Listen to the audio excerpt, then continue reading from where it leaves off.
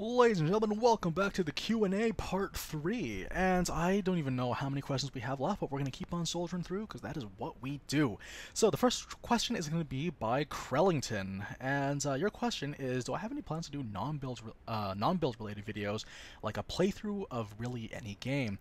And yeah, don't worry, I do get that, yes, some variety would be very, very nice, and the thing is, I don't know, like, I've always wanted to try to branch out. There have been ideas thrown around, but honestly, I feel like even now, like 20k subs in the grand scheme of things is not much. It's still a lot to me, but in comparison to other people in a similar field, like I've seen some people like lose 20k subs in the span of 5 minutes and gain many, many more in that same time span. So it's just like, but in terms of like, branching out and being able to take more risks, I'd love to do a playthrough, but unfortunately, that particular niche in YouTube culture is kind of super, super, super bloated, so I probably won't be able to do that unless we had like a special thing in mind. We'll hopefully stick to streams.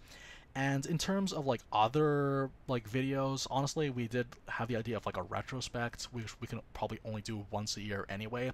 That being said, though, like we'll see. Like I am open for anything as long as you guys would watch it. I'm more than happy to, because remember, what I look for is interaction, and that's the most valuable thing for me. But thank you very much for your questions, man. The Toxic Penguin asks, my favorite and the least favorite blades. So it's really tough to pick a favorite because I like so many of them, even like design-wise, what they mean to me. But I think my overall favorite, I guess my safe pick would be Cassandra. I love Cassandra so much. Just like design-wise, she's just really, really cool. The fact that she's based off of like curses, hexes, and funerals and all that creepy stuff, but she has such a positive attitude, and that's what I like so much about her. And the whole bad luck thing is also kind of funny. But for least favorite blade, honestly, my least favorite blade would be the ones that I rarely use. But even then, each of them are very, very strong in their own ways, so it's really tough to really say for sure my least favorites. But I think the worst blade, I think we can all say this, and you guys would probably agree with me, is Cosmos. So yeah. Sorry. Nick Bullinger, my profile was thick. It's the holidays! Primal asks, congrats on 20k. What is your favorite video game of all time? Okay, so this is a tough one. Favorite video game of all time is very difficult for me because there's so many of them. It's hard to pick just the one because each of them have different meanings for me. But for me right now in this moment, if I could just recommend one game for you guys to play, one game that you guys can experience, and based on my recommendation, Nier Automata. Such a good game. It came out just last year. A very, very well put together game. And once it's done, it doesn't feel like you're missing out on it. Like, it doesn't really feel like you're empty when you finish a game, like some people do. It feels like a very satisfying experience, and it tells a story in a way that a game can. And the game itself is really fun. I really don't like it when people make art games, because if it's not fun, then the person can easily just defend themselves by saying, oh, well, the reason why you don't think it was fun is because you didn't get it. But the thing is, though, I feel like having fun is a thing that everyone should get when they play a game. So, yeah, Nier Automata, we could consider that an art game, but man, it's such a fun game. And it's such a meaningful game, too. It's just, there's just so much about it. The music's amazing, the mechanics are on point, the plots, the voice direction is some of the best I've heard in any video game ever. Like, the English dub is really good. Like, usually I would tend to lean towards the Japanese one, especially because I love the Japanese cast in this game so much too. But the English one was very well done, and honestly, I'd recommend playing 2 playthroughs just so you can listen to one of each. So yeah, that's pretty much what I would say right now. X460 asks, my favorite JRPG. This is a tough one. Honestly, Xenoblade Chronicles 2 would probably be it, but another runner-up would be Tales of Symphonia for the GameCube. I tend to like RPGs for the cast of characters, and the cast of characters in Tales of Symphonia was really, really nice. And honestly, I feel like if you have a GameCube, you should look for a copy of that game and then play it, because it's just such a good, well-put-together RPG. And it has a plot that it was much different than I expected it to be, but I loved it anyway. So yeah, really give it a whirl. It's very, very good. And do I plan on making videos for other games? Oh yeah, totally. Again, I like to be as open as possible when it comes to covering stuff here on the channel. Do I watch Naruto? I used to, back when I was like 11 years old. That was a long time ago, man. When the anime started, and I used to read the manga almost every week. The thing is, though, is that I kind of just got involved and wrapped up in other things, so it just eventually reached a point where I stopped watching, and I just never thought to go back. So yeah, I guess that answers that question. And of course, what I said, the mask character, what inspired me? Boredom. Pure boredom. White Ink asks, what was your first video game console and your favorite? I guess console in the traditional sense. I mean, my first game platform was the Game Boy, but in terms of console, it was the GameCube. And the GameCube, very, very valuable to me. And my first game was the Wind Waker. A phenomenal game, even by today's standards. Seriously, play it. It's a very, very good one. Hardly recommend that one. And my favorite console, it's probably the Switch. The Switch has so much potential right now, and it looks like they're trying to build up towards it, so this could be one of the best consoles, if not the best console, that Nintendo has ever come up with, and honestly, we live in very, very interesting times. I'm glad the channel is able to sort of document those interesting times. Wissam Algamdi asks, congrats on the 20k subs. Do you think they'll add new content to Octopath? The game is so amazing, 10 out of 10. So the thing is, they did say on record that there would be no DLC, which is a bit of a bummer because I'd love more content for this game because I like it so much, but I do like the standard that they're trying to set, and it's that when you release a game, it better be a complete game, and that's exactly what we got. It was a very fulfilled experience, and anytime I do want to go back, I can know for certain that it's going to be a different experience regardless of whether or not I have the DLC. So, yeah, like, I'd like it, but it's okay that we don't, and I can accept that. Severell asks, for how long will you upload videos about Octopath Traveler? And for variation, can you do some troll builds? Hello from Germany. Hello. Hello to Germany from Canada. So the thing about Octopath Traveler, I think we're basically about done. There's, like I said before, with no more DLC, there's very little else that we can do. And that's not to say that there's nothing about it. Far from it. It's just that there's so much about this game that we've already covered and everything we need to know right now in terms of, like, getting as much damage as we possibly can. Little things like exploits or things like particular locations. I really enjoy what we've done. Honestly, I might end up doing one just as sort of a bonus, but I think for all intents and purposes, we're about to be done, with the exception of one last character who has still yet to get her own showcase, so please stay tuned for that one. But yes, hello to Germany. Moonshine asks, do I play Smash, and how hype am I for Smash Ultimate, and who's my main? It's really funny, because whenever I actually was at a game store the other day, and someone asked me who my main was going to be when Smash Ultimate drops, and I just looked that guy dead in the eye and said, I'm going to main Zelda. That's right, the Princess Zelda.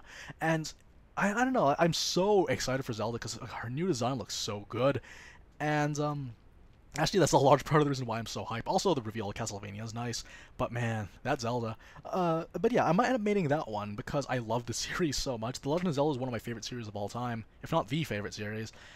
And in terms of, like, other mains, though, it's so weird because you see all these different characters and you think, oh, I want to main that one because it looks cool. But then I end up kind of just dropping it all and then just maining Kirby at the end of the day. So, I don't know. We'll see. We'll see how it goes. Remember, everyone develops their playstyle over time. They don't necessarily have a single developed playstyle, but we'll see. We'll see. And, of course, sorry, I can't pronounce your name. My apologies. Where am I from? I am from Toronto, New York, but without all the stuff. But thank you for congratulating me on the 20k. Next question is by Skull Mason, NTD Mason. Your question is, how does it like being on YouTube so far? And how does it feel to start to grow a lot more than you used to?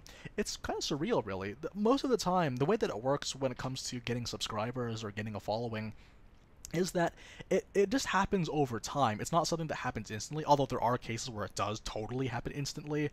But when it came to my growth, there are days where I get a lot of subscribers, there are days where I don't get a lot, and I just try to focus on whatever it is that I happen to be doing, and then I look at the feedback in the comments. I try to interact as best as I can, because there are people that genuinely do have questions. I mean, the reason why we're doing this almost hour-long Q&A session is just because there are questions that you guys have, and I got the answers for them, and that's what I try to do and aim for with these videos. And honestly, once your mind is taken off of growth, then things just happen naturally, and that's what I really enjoy about this experience overall, so thank you for that. Lucas Cardio asks, what got me into gaming? So this is a really fun piece of backstory for me. When I grew up, I didn't have game consoles at all. Like, I didn't start to have gaming consoles until I was about 11 years old. I don't know if that, if that was a beneficial thing to me or not, but I really liked the thing about gaming because it was just another way to tell a story. I remember talking to my friend about this the other day, and how when you play a game, sometimes, yes, people try to replicate movies, but the thing is, though, the best stories in a game I find are the ones that you make with your own personal experiences, and that's what I look forward to whenever I play any video game. Like I said, my experience with Xenoblade Chronicles 2 is much more than just, like, the game itself. It's also the interactions that I've had, with the other players, the interactions that I've had with Sky, the interactions that I've had with other people from, like, that are somehow affiliated with YouTube or with Xenoblade Chronicles, stuff like that. So really, like, there's just so many things that get me into it, and there's way too many things that keep me in it. So yeah, I don't know if I can ever outgrow this. I really don't. And Victor asks, skip. Swampers asks, 42. How do you come up with builds for characters in Fire Emblem Warriors? So it's weird because, like I said before, I don't really think to myself, oh, this is a very, very powerful build because I know all these numbers. Although some people totally do that, and I totally have mad respect for you guys for doing stuff like that. But for me, it's always just been about a matter of playstyle, and I think that's a kind of a topic that's been coming up a lot when it came to Fire Emblem Warriors, which I really enjoy. Because, yeah, everyone has their own playstyle. Some characters can be considered quote-unquote better than other people. But the thing is, though, I just like the concept of just picking a character that you like and then going to town on your enemies using that character. And honestly, whenever I make a build, I want to make sure that I can bring out that potential. And sometimes that means putting on skills that make this particular attack more powerful, or using weapon attributes that just are better suited to a playstyle of that particular map. There's a lot of different factors. It's really hard to pinpoint just the one thing. But that's kind of what I liked about most games, really, is that there's the ensemble of build opportunities and trying to build on that as it is. Daniel Awesome, thank you for the congrats. Lightning Lucario Gaming asks, a story of my first date.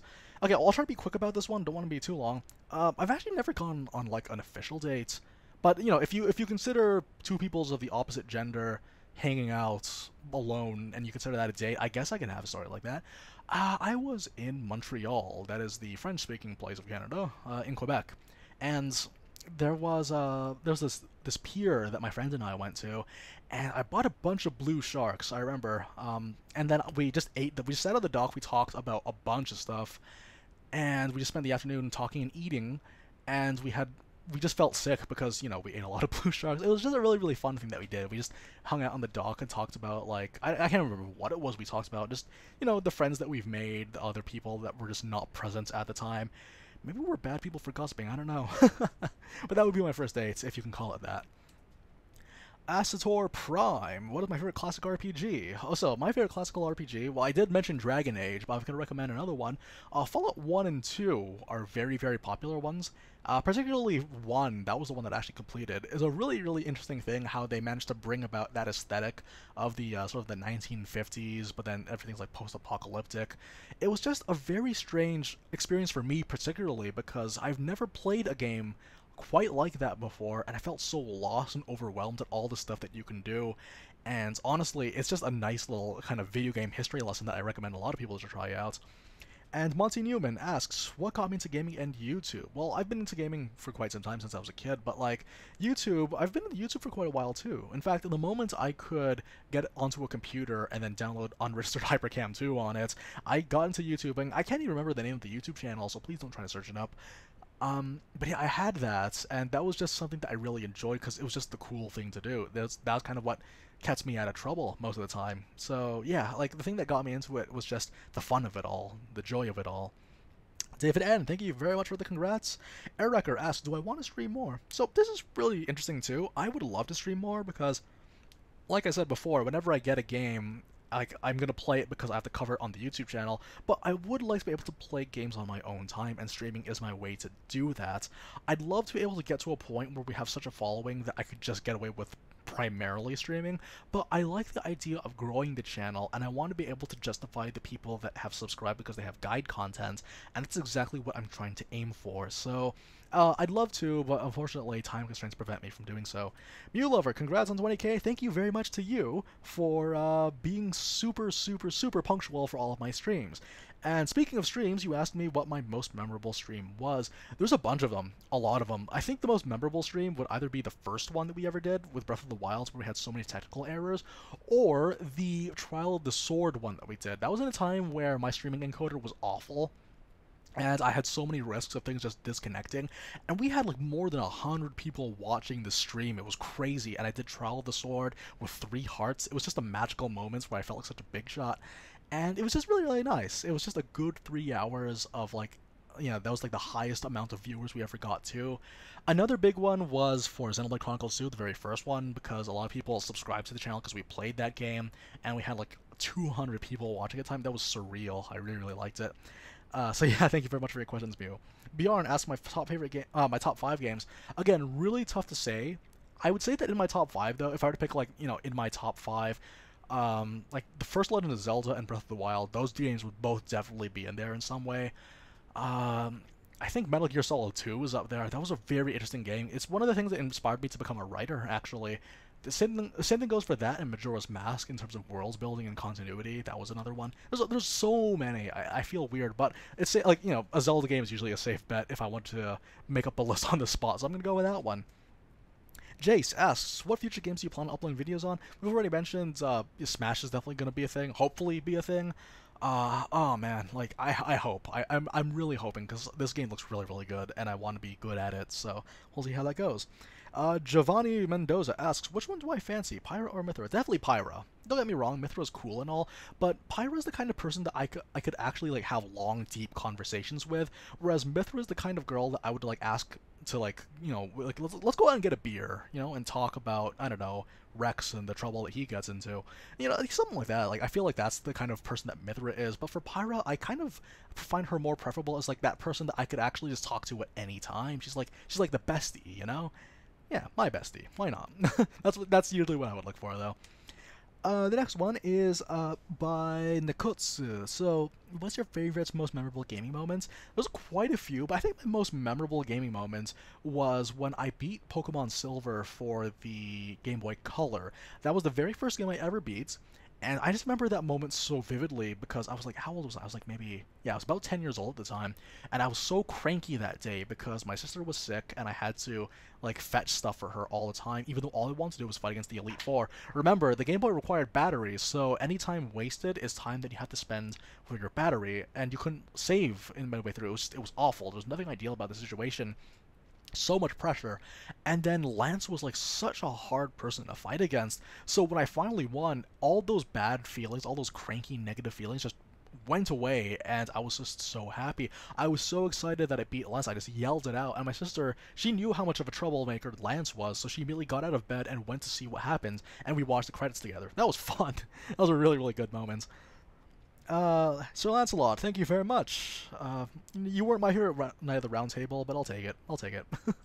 Exit asked, my best memory from Breath of the Wild, the Lionel selfie. That one was a really funny one. It was just like, it just came very natural to me to just like fight this really, really scary enemy and then just shrug it off by taking a selfie with it. And yeah, like a lot of people loved it though. I'm really glad people ate it up. Victor asks, who is my favorite moderator? It's you, Michelle. It's Michelle, actually. Alright. David asks, what is your channel picture thing in the thumbnail? It's just the thing that I made up, man. That's all. No, that's all. Nothing bad by it. My favorite video game villain. This is tough because a video game villain could be like anything. Usually the villain is what makes or breaks the experience of any story for me. But honestly, though, I think out of, like, overall, in terms of how they are designed and what they do in the grand scheme of things, my favorite villain has to be King Dedede. King Dedede is just such an endearing character. The way that they portrayed him in the Subspace Emissary was really, really nice. And the funny thing about Dedede is that he was, like, it's so weird when you consider how the dynamic between Nintendo heroes and villains is that it's a very adversarial type of relationship. You see Ganondorf trying to kill these 2 kids, and then there's Bowser constantly hounding the princess and like setting all these traps for Mario to kill him with. And then you have Ridley, who made an orphan out of Samus Aran. But then you see Dedede, you can totally just see them like fighting one moment and then playing Mario Party on the couch with each other the next moment. It's just like, this is really, really cool that a villain could be just like that. Not to mention that Sakurai voices King Dedede, so that's just a nice little meta thing. And Yeah, thank you for enjoying the Fire Emblem Warriors videos, though. That was a really fun one. Honestly, that would be the kind of thing that I would probably credit the life of our channel to. The fact that Fire Emblem Warriors kind of resuscitated the channel, but we'll get into that later. And also, Monster Hunter Generations Ultimate, I am playing it. I might stream it some more. I did stream it recently. I'm having a lot of fun with it, though, so who knows? We might see some stuff. But yeah, thank you very much for all that stuff, though. And, Marcus Oliver asked my first game that I ever completed. I already mentioned Pokemon Silver, so there's that. But I think the one after that, though, the second game that I completed was Wind Waker. That one was so exciting for me because I remember the TV was located upstairs, but the dinner table was downstairs. So I was so excited to be at the final area with Ganondorf and that cutscene.